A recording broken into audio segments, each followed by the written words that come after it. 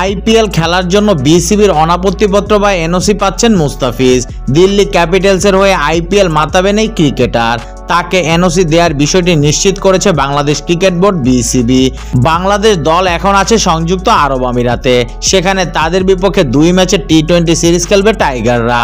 এর মাঝে 14 মে খবর আসে আইপিএল এর রেকর্ড মূল্যে মুস্তাফিজের দল পাওয়ার।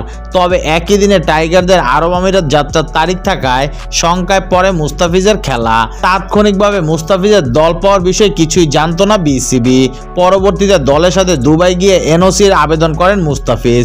তাকে আইপিএল খেলা ছাড়পত্র দিতে যাচ্ছে বিসিবি।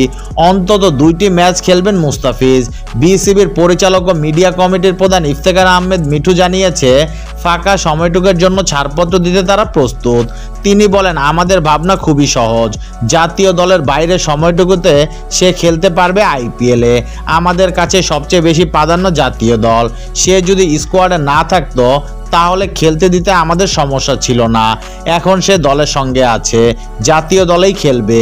জাতীয় দলে খেলা না থাকার সময়টা সে গিয়ে যদি খেলে আসে তাহলে আমাদের আপত্তি নেই।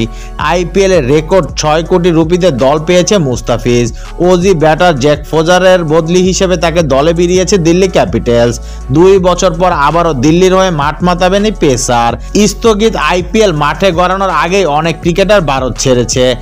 কেউ আন্তর্জাতিক ক্রিকেটের সূচির কারণে ফিরবেন না আইপিএলে। দলগুলো তাই এখন সাময়িক বদলি হিসেবে খেলোয়াড় দলে বেরাচ্ছে। টুর্নামেন্টে দিল্লির ম্যাচ বাকি আছে 3টি। আগামী 18 মে, 21 মে ও 24 মে এই 3টি ম্যাচ মাঠে গড়াবে। সেখানে আরব আমিরাতের বিপক্ষে সিরিজের জন্য প্রথম ম্যাচটি খেলা হবে না তার।